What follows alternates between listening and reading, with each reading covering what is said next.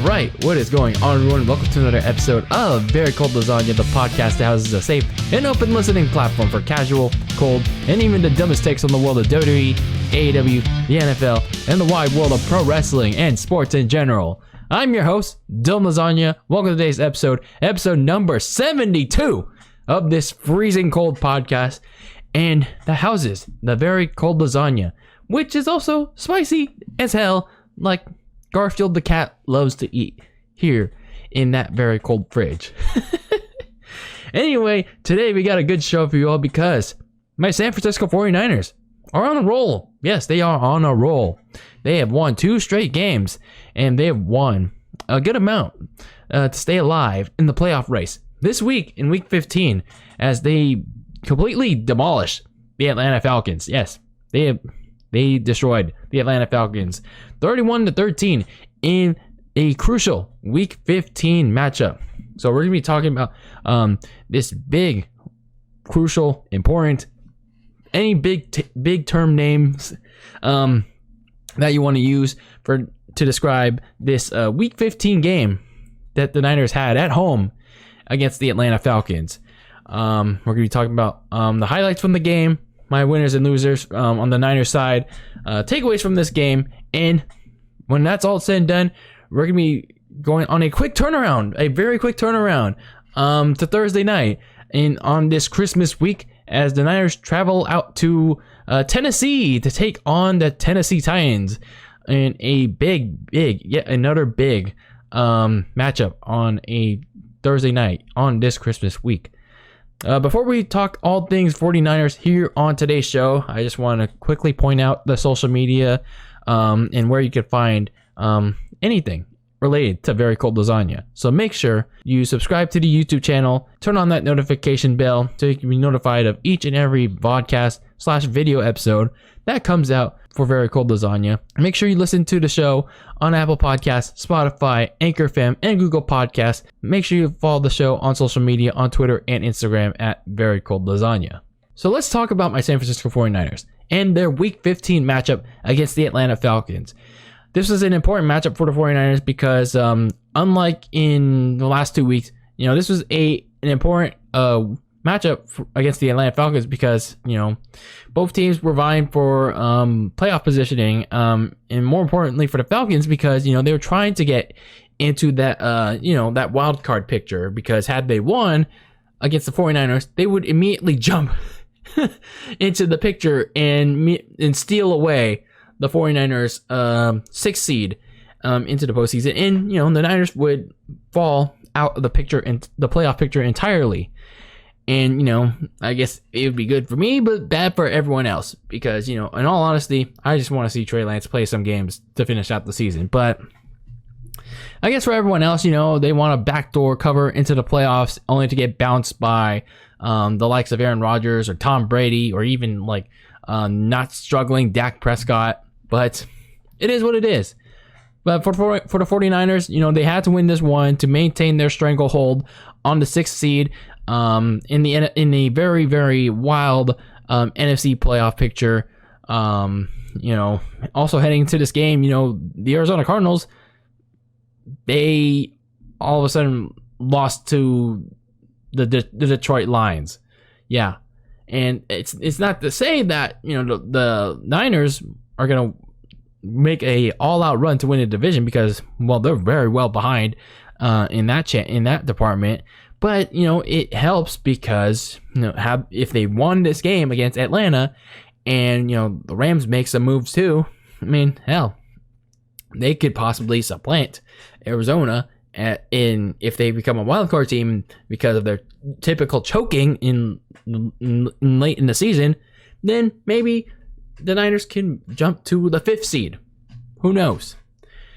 So anyway, this was an important game for them that neither of them could lose because had either of them would lose, it would take a major ding to their playoff chances. So heading into this week 15 matchup, both teams had won their matchups the previous week. The Falcons beat the Carolina Panthers on the road 29-21.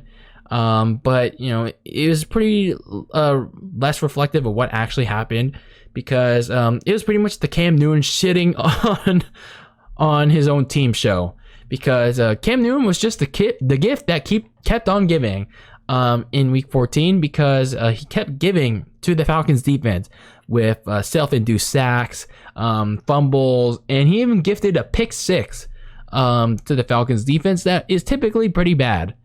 I mean, that's not to say that the offense for the Falcons wasn't doing anything, but it was more so that, you know, Cam Newton was terrible and PJ Walker was not any better for the Panthers. Meanwhile, for the 49ers, they bounced back from a terrible Week 13 loss to Seattle, and they outlasted the Bengals in overtime, 26-20, when Brandon Ayuk reached for the pylon and got a touchdown for the victory over the Bungles. So, heading into this matchup, it was very important for the Niners to win to maintain their positioning in the NFC Wild Card race. And, you know, that stance, it couldn't have gone in favor of the Falcons and more so away from the Niners very quickly, because on the ensuing opening kickoff, backup running back JaMychal Hasty has the ball popped out of him by 2 Falcons players. And I'm just thinking to myself, you know, shit, it's going to be one of those games. Like, just like I thought, I was kind of initially fearing, it's going to be one of those like trap games for the 49ers. And, you know, that fumble set up the Atlanta in prime scoring position, like literally just right then and there. And I'm like, shit, this is going to be bad. But, you know, the defense, who were the stars of this game, they held serve at the goal line. You know, initially Cordell Patterson had a touchdown at the goal line, but it was ruled that his knee touched first before the goal line, before the ball crossed the goal line. So that got taken away, and the defense stood tall after 4 downs. So Niners on offense initially couldn't do much because they were just too deep into their own end zone. So they just simply try to do as much as they can to give Mitch Wisnowski as much punting room as possible. So the Falcons next get the ball on their second possession, and keep this in mind. They already wasted 2 timeouts because of communication issues.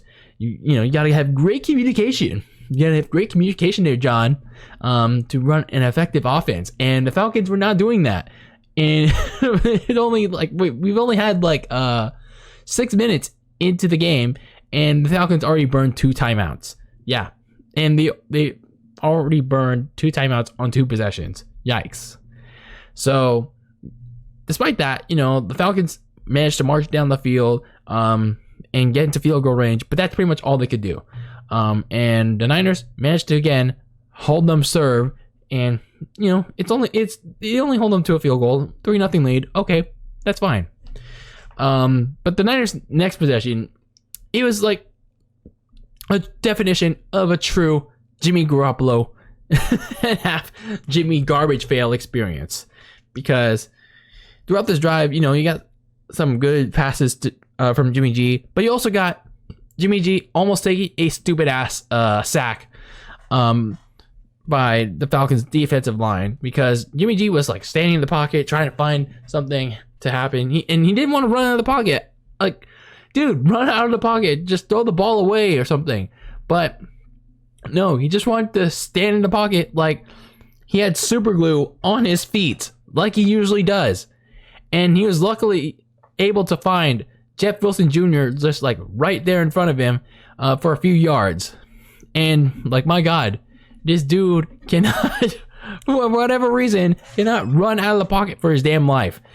So, as if he was just like taped to the ground. So anyway, the Jimmy G experience continued as he did get a nice pass in to George Kittle for a big gain. The Niners were well into Robbie Gould's field goal range, but like as the Niners were getting close to the end zone, he missed a wide open Brandon Ayuk.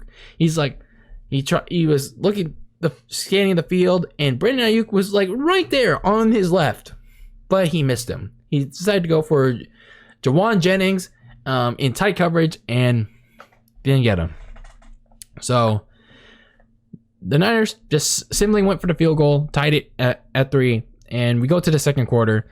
The Falcons get to midfield again, but the Niners put the heat on the Falcons' putrid offensive line, and Arden Key, one of the players of the game, sacks Matt Ryan and forces a 3-and-out. So some good shit there from the Niners defensive line, and the Niners get the ball back, and the Niners receiving core and the Niners offense make some major pushes to get the Niners into the red zone.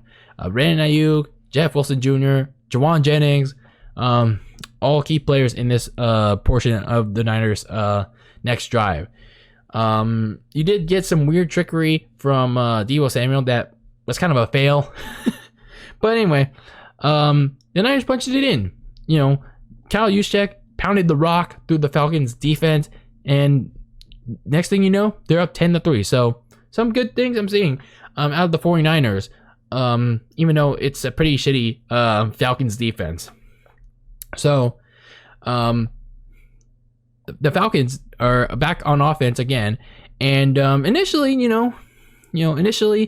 the Niners seem to force the 3-and-out again when the Falcons are getting close to the red zone again, but Arden Key sacks Matt Ryan again and takes him out of field goal range, but ref ball strikes again and decides to suck on that Falcon dick. Yeah, they don't want to get their feathers ruffled, And the referees called Arden Key. They arrest him. They take him to officiating jail for roughing the passer on what was clearly a clean sack on Matt Ryan. Arden Key's momentum had him lunge towards the quarterback forward. So what was he supposed to do? Like, what was Arden Key supposed to do? Was he supposed to playfully tag, like, oh, I'm going to run at quarterback and like, I'm going to just touch him, like, yeah.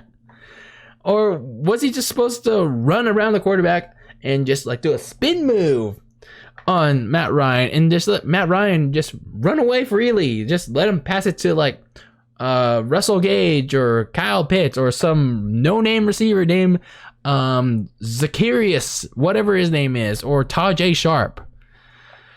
So, like, is this what football's really become now? Just like overprotecting the quarterback? Like, I get it, it's the most important position, but why do we have to overprotect them so much? Like, let the defense get their hits on the QB, please. Let them get their hits. So anyway, the stupid penalty allowed Matt Ryan to connect with Russell Gage, that random dude in the Falcons receiving core, and they got in the end zone. They tied it 10-10. And by the way, Ambry Thomas, he continued to get picked on. He got penalized, taken to jail for pass interference on this drive. But fortunately for the 49ers, they got back into the Falcons red zone, and Deebo Samuel ran it 10 yards, took the lead going to halftime, 17-10. So all is right in the world, in the land of Levi's, in the field of jeans. So that was pretty much your first half. The opening portions of the game, it could have led to something very bad.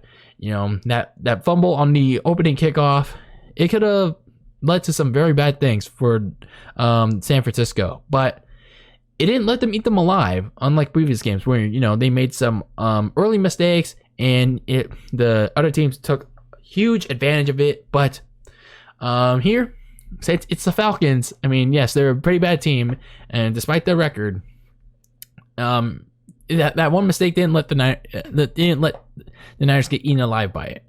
The Falcons got held off at the goal line, thanks to a secondary that they gave up big plays, but they made some big stops when it mattered most.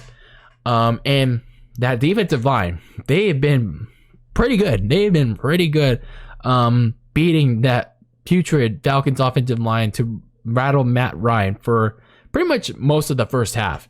And offensively, they did their portion too. They pretty much ran through a Falcons defense that can't stop anything, and allowing pretty much everything to happen for the 49ers, especially to George Kittle and Jeff Wilson Jr. And pretty much everything was almost going right for the 49ers. It was just a matter of putting the Falcons away in the second half. And, the lead could have been bigger going into the first half had, ref ball not been sucking the Falcons' dick and, taking Arden Key to jail for an overprotective roughing the passer call, and that resulted in the touchdown. But anyway, 17-10, you can't really complain about it too much. And, what you were seeing for the 49ers was actually pretty good football. And, I don't really have too many negative things to say, especially against Jimmy G, aside from, that his usual, like, his usual misreads, and they're only like very few in between in this first half and going forward in this game. But other than that, what you were seeing so far in this game, yes, it was a close one-score game. It was honestly pretty good what you were seeing. Now it was up to the Niners to make the Falcons choke in the second half, and boy did they do exactly that. They exactly made them choke in the second half, because in a pretty much 180 of the first half, the Niners defense got their first big takeaway of the game when Nick Bosa strip sacked Matt Ryan on third down, and Fred Warner immediately fell on it. He got the ball, gave the Niners possession, and the Niners almost fucked that up too. And Alex Mack botched the snap to Jimmy G, but Jeff Wilson Jr., the backup running back, kept the series going and fell on it. So he kept that series alive. And after that, George Kittle got a big reception, and so did Deebo Samuel. And the Niners cashed in on Matt Ryan's turnover as Jeff Wilson waltzed into the end zone for a touchdown to extend the lead 24-10. So this was some good things happening and big things popping, never stopping for the 49ers. Unfortunately, the secondary did sell a big pass from Matt Ryan to, that guy named Zacchaeus. He had that last name, Zacchaeus. I don't know who it is. I probably won't care. And, they put the Falcons near the goal line. But, Arden Key, again, put the heat on Matt Ryan, and he saved the touchdown. And, the defense held serve, again, just limiting the Falcons to just a field goal, 24-13. And those would be the last points the Falcons would score. And once the Niners got the ball again, Jeff Wilson Jr., it was pretty much his show. He ran over that Falcons run defense all the way down to the goal line. And Jimmy G found Jawan Jennings for a touchdown pass, and 31-13. That was pretty much your score from there. And I gotta say, on this series, the run blocking by the offensive line was really good here. It was really good on this drive that made the score 31-13. The Falcons tried to get something going. It tried to, find something going in all shapes and sizes. But, the front seven for the 49ers was not letting it happen. As we head into the fourth quarter, the Niners were just trying to kill clock. They were just trying to get the game in their favor. But the Falcons wasn't going to go away that easily. They're trying to be like desperate as all hell. And the Falcons tried to do that by picking on the rookie corner, Ambry Thomas. Like the Bengals did last week. The Falcons picked on him. Kyle Pitts, the fourth overall pick, the tight end, he got a big pass in from Matt Ryan, and it put the Falcons firmly into the red zone. But the defense, again, got another big stop on fourth down. They put a wall around running back Cordell Patterson, and they also did it again. They did it again a couple of minutes later when the Falcons got back to the goal line, but the defense, once again, stopped them again to put away any and all chances for the Falcons of a comeback, digging into the grave as the Niners went on to beat the Falcons 31-13. So, the Niners, they had their initial botch on the opening kickoff, but they didn't let that deter them. I admire the Niners for that. I really do. And the Niners defense, they were the stars of the show. They ate the Falcons alive at the goal line. Unlike 2 years ago where, they were riding high off that Saints victory in New Orleans, and they fell into the trap of Atlanta. Jimmy G had a garbage game, and they pretty much let Matt Ryan, Julio Jones, Calvin Ridley pretty much like play clutch when in a reverse of fortune against the 49ers. But in this game, it was pretty much all 49ers in this one. And, credit to the Niners defense for allowing, for pretty much preventing the Falcons no points at the goal line. And they only let them in like just once. And then other than that, on fourth, they stopped them on fourth down pretty much for much of the game. And, it was pretty much the Falcons just trying to be cute, trying to be aggressive, trying to find ways to win, but the Niners weren't letting it happen. The Niners took full advantage of that. They ate up the clock and they scored their own points. They took care of business.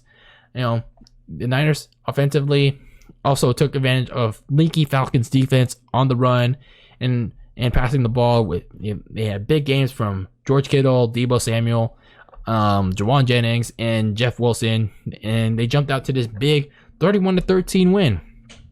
And more importantly, the Niners get that all-important head-to-head tiebreaker to solidify their place in the wild card race. For as delusional as it is, they get an all-important win in the wild card race. And, these next two games are going to be a testament to the Niners as to whether or not they can keep it. They can lock in that playoff spot. I don't know when officially they can lock that in. I know a lot of people will be happy about that, but sooner or later they will. I imagine if granted that they win against Tennessee, I probably imagine next Sunday against the not like 2 Sundays against the Houston Texans, probably just as long as they take care of their business, then yeah, the Niners should be locked in for as delusional as I think it is, but it is what it is. So going into like next week, the Titans blew a winnable game against the Steelers, and the Texans, the Texans, and things get interesting for the Niners. Like I said, the Niners could be looking at the 5 seed, if the Cardinals continue to choke. But I think the Cardinals have that tiebreaker over the Niners because we already got swept by them. But if the Cardinals continue to choke, they continue to lose out, who knows? Maybe the Niners can sweep up that 5 seed away from them and drop the Cardinals as low as the 6 seed. We'll see what happens. We will see what happens. But what I know is this playoff race for the Niners could be very interesting. It could be very interesting. For now, though, this victory for the Niners against Atlanta was pretty good. Was pretty damn good. Now, as for some winners and losers of this game, the offensive line. They did a very good job protecting Jimmy G. Aside from the fact that Jimmy G almost allowed himself a sack by sticking himself to the ground in the glue in the second quarter. But nonetheless, they did a good job protecting Jimmy G against a non-existent Falcons pass rush. And what the offensive line did especially good at on Sunday was opening up running lanes for Jeff Wilson. And, whether it was on the inside or the outside, to the left or to the right, Jeff Wilson Jr. broke it open on the run, and the offensive line played a big role in that. So both of them did really well on Sunday. The defensive line, so pretty much both lines did pretty good for the 49ers on Sunday. And the defensive line in particular, they beat the ever-living shit out of Atlanta's porous offensive line. You know, Nick Bosa was pretty much the main guy on the outside getting pressure, and he got, I think, like 1 or 2 sacks on Matt Ryan, but Arden Key was the interior defensive lineman that pretty much put a lot of heat for most of the day on Matt Ryan. So that defensive line, they played a lot of good games lately, and they got a lot of good. They got some, I think, at least 2 or 3 games left, like 3 games left, where they could make some noise. They could make an impact. Now, I only have 1 loser this week, and yeah, I mean, there's not really much to be negative about. You know, Ambry Thomas sadly lands on my losers list this week. I mean, he's the only one, but it's only a minor one because, like I said, he's a rookie. He's getting more meaningful playing time, but you know, this is just something that's gonna keep happening until Emmanuel Mosley comes back, and you know, this is gonna keep happening until Ambry Thomas, you know, gets more experience against the big boys, and it's just unfortunate that he continually gets burned and gets bodied by better players, I guess. But you know, hopefully down the line, he continues to better himself. So hopefully with this experience, he continues to find ways to, you know, improve. So my takeaways from this week for the 49ers, you know, they pretty much have full control of their playoff destiny. Granted, they don't like shit the bed against the Titans and the Texans. Obviously they have that big week 18 matchup against the Rams, but you know, right now they're pretty much in control of their playoff destiny.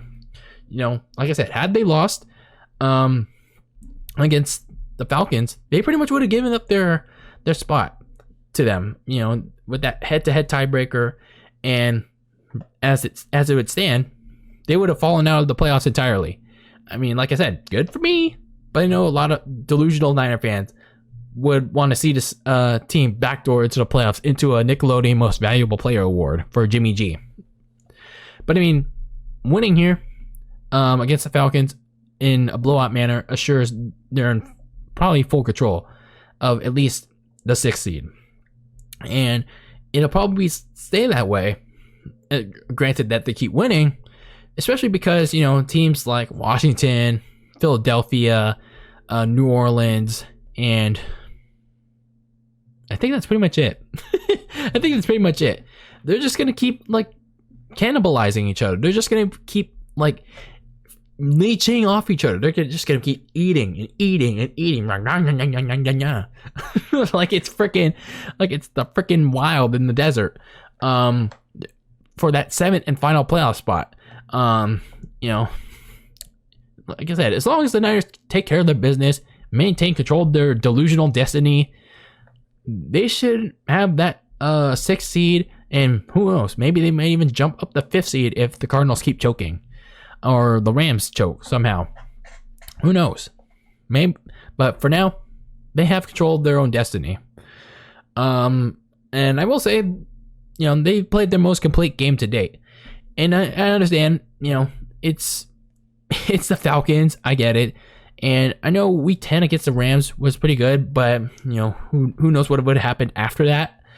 But, you know, this week against the Falcons, I think it was better than the one we saw in week 10 against the Rams, because of the execution. They played much better on all sides for pretty much for a good portion of the game.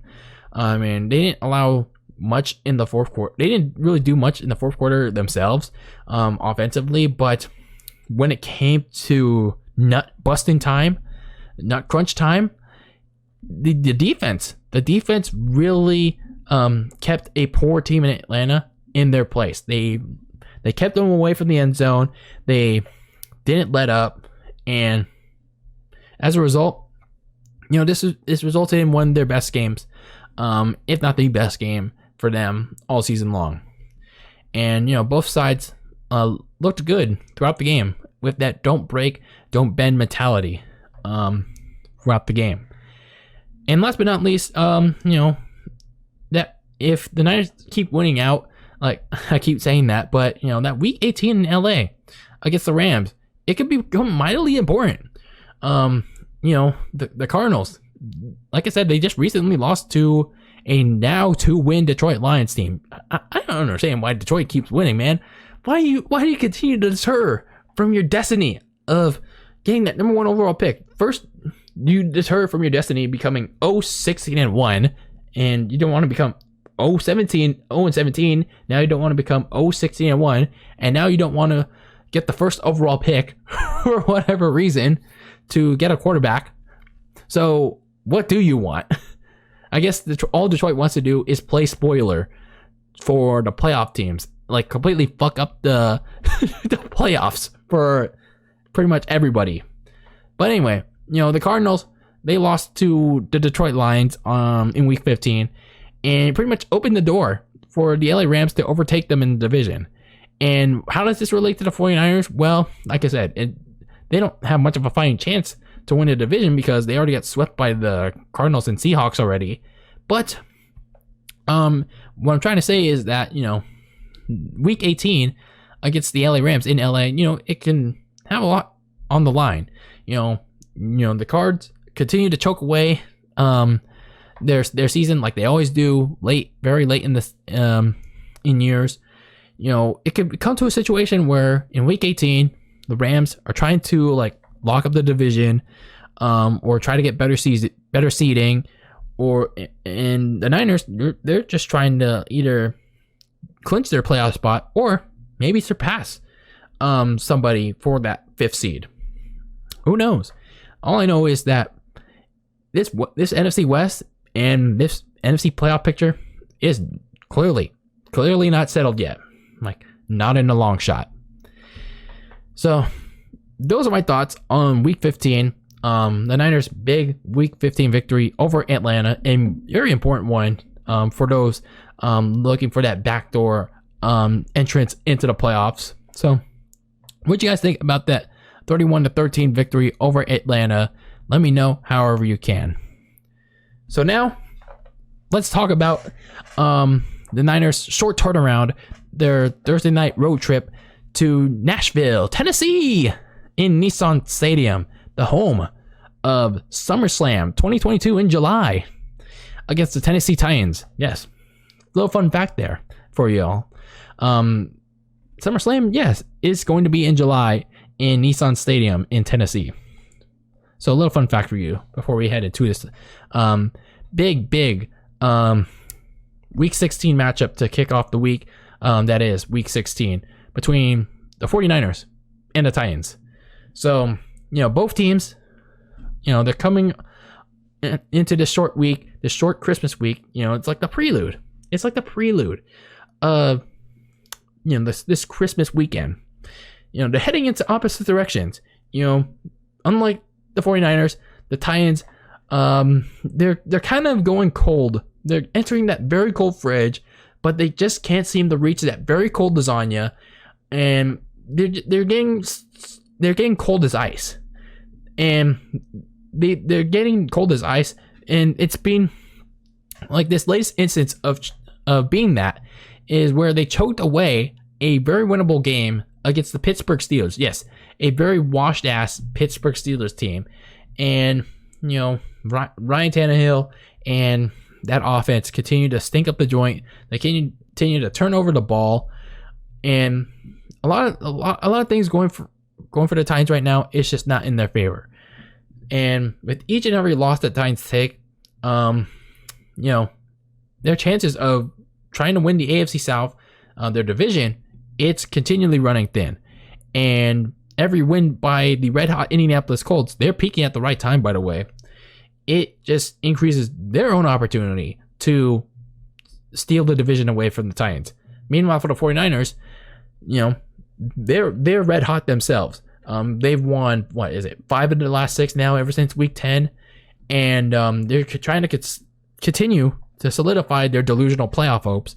And they did so again in week 15 with a blowout win against Atlanta to secure an important tiebreaker to kind of solidify their stance as the 6th seed in the postseason. So for those wanting that backdoor entrance into the playoffs for the 49ers, you're getting one step closer for San Francisco. So this is yet another important game that the 49ers are going to face in Week 16 on a short turnaround on a Thursday night on NFL Network against the Tennessee Titans. So for the Tennessee Titans so far, they're heading into this game 9-5. They're not in a good stretch right now. They do lead the AFC South, but that lead has diminished greatly in the last month. They went from leading the AFC South by, 3 games, and now it's down to exactly 1. And one more loss can make the Indianapolis Colts supplant them if they win out.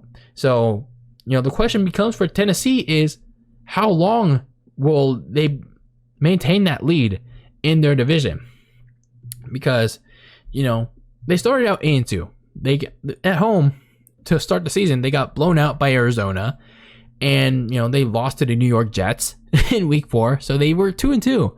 But then they rattled off 6 straight wins, and during that 6-game winning streak, they swept the Indianapolis Colts in their division series. But in that second game in Week 8 in Indianapolis, they would lose their MVP, their star running back, Derrick Henry. They would lose him to a foot fracture for at least the rest of the regular season, if not most of it. We don't know how he's doing right now, but it's likely he's not going to be available for them for the rest of the regular season. So initially, the Titans seemed like they would be fine without Derrick Henry. They beat the LA Rams on a Sunday night. Their defense had a really good performance behind Bud Dupree and a bunch of guys I can't really remember anymore. But the cracks would begin to form, especially on offense. They would struggle to string together consistency with their drives, especially behind quarterback Ryan Tannehill. But Tannehill wasn't always the flux of their problems, because they've had issues with pass protection and the running game without Derrick Henry. The receivers, their top 2 receivers in A.J. Brown and Julio Jones, were not always available to them. And, during this stretch where, the Titans have gone ice cold, to counteract, to try to, try to solve their issue of Derrick Henry not being there, they initially tried to do it by signing, veteran and I guess you could call him surefire Hall of Famer Adrian Peterson to the team. But that experiment miserably failed. It didn't result in anything positive for the Titans. So they cut him after 3 games. And now they were relying on a guy named Deontay Foreman, who was previously a part of the Houston Texans. And so far, from what I'm seeing, it seems like he's a decent backup. He seems like a good fill-in for Derrick Henry. So we'll see how he does on Thursday night. But other than that, on the receiving end, the offense has struggled to stay healthy. Julio Jones has been in and out of the lineup. He was on IR up until last week in Week 14 with an injured hamstring. And, well, he recently re-aggravated that injured hamstring this past week against the Steelers. And who knows if he'll be back in this week against the 49ers. And I highly doubt he will. And I highly doubt he'll be back for the rest of the season. It's like this dude hasn't been able to stay healthy for a full season since ever. So meanwhile, they also have AJ Brown, one of their top receivers. He's also missed games due to lingering injuries, and he's yet to return from IR. I don't think he will on the Titans' short week, so they probably won't activate him until at least the next week. So, on defense, you got these acquisitions with linebacker Bud Dupree from the Steelers and cornerback Janoris Jenkins. I forgot what team he was came from. They got him in free agency and a bunch of others on defense. But the problem is it still remains one of their weaker points up until, Week 9. They still have their flashes, but they still give up in the secondary, big plays, and they still give up points, a lot of them, and they allow their opponents to hang around for too long in general. And all in all, again, they still lead the AFC South, but again, they've immensely cooled off, and it's resulted in a 9-5 record. And it's become apparent that without Derrick Henry, the offense can't function as well without him, and especially can't function when their top two receivers in AJ Brown and Julio Jones are not there, and they're not playing fully healthy. And Ryan Tannehill, it's clear that he can't function properly when he doesn't have the proper pass protection, and he doesn't have anyone he can trust to throw to. So they recently lost to the Pittsburgh Steelers in Week 15, 19-13, and they were up at halftime, 10-3, but they got shut out in the second half. They were scoring absolutely nada, and that was a result of terrible pass protection, the inability for Tannehill and his no-name receivers to produce, and self-inflicted turnovers that led to their downfall against a pesky Steelers team desperate to stay alive in the playoff race. So this Titans team has pretty much gone into the very cold fridge at the very wrong time. And, they already have the tiebreaker to the Colts because they got the season sweep over them. But I don't think it'll matter the rest of the way, because if they keep losing out and, the Titans don't, sure, they have the easiest schedule the rest of the way on paper, but the way they're playing, I don't think it can happen for the Titans. If they keep losing, the Colts could sure as hell take that division lead right from them. And, the Colts, honestly, with the way they're playing, their schedule seems more easier than the Titans. The Cardinals are struggling. The Raiders absolutely are dog shit. And the Jaguars, well, they're jag-offs. And they're too busy being all elite with the Cucks that suck. So I think the Colts have a better chance to win the division than the Titans do at this point. Meanwhile, for the 49ers, ever since Week 10, they've been playing relatively good football. The secondary, they're still pretty bad in of itself, but when it matters most, they make the big stops. The defensive line, though, they've been really good, especially with Nick Bosa and Arden Key leading that group. They've been getting at opposing quarterbacks, pressuring them, sacking them at a quality rate. And meanwhile on offense, they've just been pretty good too. And for as much as I trashed on him all season long, Jimmy G has been playing all right football these last couple of weeks. Most certainly better than earlier in the season, where he was just a turnover machine or just a checkdown artist. I mean, sure, he's still a checkdown artist, but at least now George Kittle's healthy. Deebo Samuel's playing much better. Still playing lights out, and Brandon Ayuk is finally getting involved in the receiving game. And you got other guys stepping up too, like Jawan Jennings and Jeff Wilson Jr. So when you get guys involved, it helps Jimmy G. And the offensive line has their moments, but they've been pretty solid too. So when everything's going right for the 49ers, they've been playing relatively good football. So everything's been clicking, especially on offense, and they're helping out Jimmy Garoppolo. So everyone is doing their part. Most recently, they followed up their overtime win against the Cincinnati Bengals with a blowout victory over Atlanta, the Falcons, 31-13 at home. The defense played particularly well. I believe they were the real stars of the game. They made at least 3 stops against Atlanta when they were in the red zone on 4th down. Matt Ryan, I guess their team got really desperate to try to make something happen, but it didn't.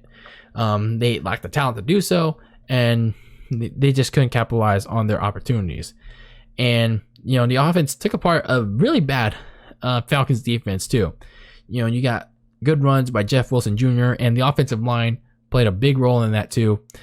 Jimmy G got a lot of big chunk throws into George Kittle, Deebo, and Jawan Jennings all game long. So all in all, it was a key victory for the 49ers that they needed.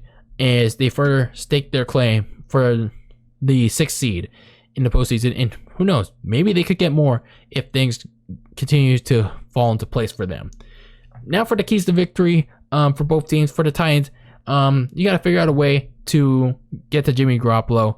You got to rattle him. You got to sack him. You got to find a way to pressure him up front, get past that offensive line. The right side of the line still can be particularly weak for the 49ers. So whoever's edge rushing, whoever's generating pressure up front for the Titans, they can get towards him. On the offensive side of the ball, well, Ryan Tannehill's just got to find somebody to throw to. I don't know if they're going to get AJ Brown this week from off IR, but I highly doubt it, considering it's a very short turnaround with 3 days, considering that there's no COVID bullshit. But nonetheless, Ryan Tannehill's just got to find somebody to throw to at this point, because his no-name receivers are not getting the job done. Also, you got to find a way to get the ground game going with D'Onta Foreman. That pass protection, that run protection's got to provide him some open running lanes for D'Onta Foreman. And speaking of pass protection, my God, protect your quarterback. That Niners defensive front is gonna kill Ryan Tannehill if the Titans offensive line can't do their job. Now for the 49ers, you got to get after Ryan Tannehill. Nick Bosa and Arden Key were really good this past week against Atlanta. Now, I know that a lot of the guys, a lot of the focus is going to be on Nick Bosa and Arden Key. So other guys like Eric Armstead and Samson Mbunkum and others, Katavius Street, it's time for them to step up in the event that they're able to contain Bosa or Key in this one. So other guys have to generate pressure up front and get past that pretty bad Titans offensive line. As per usual, Jimmy G has to have another good game, another consistently mistake-free, turnover-free game. I mean, again, he's been pretty good these last 2 games, and against a Titans team that's that's I guess okay defensively. They seem pretty beatable, and I don't think they can generate that many turnovers. So for Jimmy G, just take care of the football. Get to George Kittle, get to Debo, get to your guys, and let them take care of the rest. Speaking of your guys like Kittle, Ayuk, Debo, create some space, generate some running room, do your routes, so you can create some opportunities for Jimmy G to get to you. Plain and simple. And well, for the defense, just don't give up any big plays to Ryan Tannehill, especially on the secondary. Ambry Thomas has got this is a spot start for him. This is a smash spot for him. To hopefully get some valuable experience in learning how to shadow, learning how to cover against some no-name receivers against in Tennessee. So for the 49ers, this is a beatable team against Tennessee, who's been cooling off at the wrong time, and they can play spoiler to them too. Yes, they're competing for a playoff spot in their own conference, but this is a chance for them. This is a chance for them to spoil the Titans' chances at clinching the AFC South, and kind of helping out their old friend in DeForest Buckner, I guess, in his team, in their chances to take the lead in their division, the AFC South. So, this is a beatable team. And in the Tennessee Titans, they're really flawed, especially without their king, Derrick Henry. So I'm going to go with the Niners on a short turnaround in Thursday night on the road. As long as they take care of their business, as long as Jimmy G plays a mistake-free game again, that defensive line gets to Ryan Tannehill, gets pressures and beats that putrid pass protection, then I think the Niners have a chance. I think they have a chance against a beatable, very beatable Tennessee Titans team. But what do you think? How do you think how this game will go? How do you think it will go on Thursday night? Obviously, there's still some injuries to keep an eye out on as the week goes on, but we'll find out what those injuries are heading into this Thursday night matchup. But that is it for this episode of Very Cold Lasagna, talking about the Niners Week 15 game against the Atlanta Falcons and that win, and taking a look at their Thursday night game against the Tennessee Titans in Nashville on a Thursday night. So let me know your thoughts, however you can, about either one of those topics we discussed on this All 49ers show here in episode 72 of Very Cold Lasagna. But anyway, that is it for today's show. That is it for Very Cold Lasagna. I am your host, DylanLasagna, signing out of today's episode. Make sure you listen to the show on YouTube, Apple Podcasts, Spotify, Anchor FM, and Google Podcasts. Make sure you follow the show on Twitter and Instagram at Very Cold Lasagna. And as always, keep that lasagna very cold in the fridge with your takes on the world of pro wrestling and sports. Very cold in the fridge, but also not like the Tennessee Titans. Tasty, like a very cold lasagna, but also spicy, like Garfield the cat.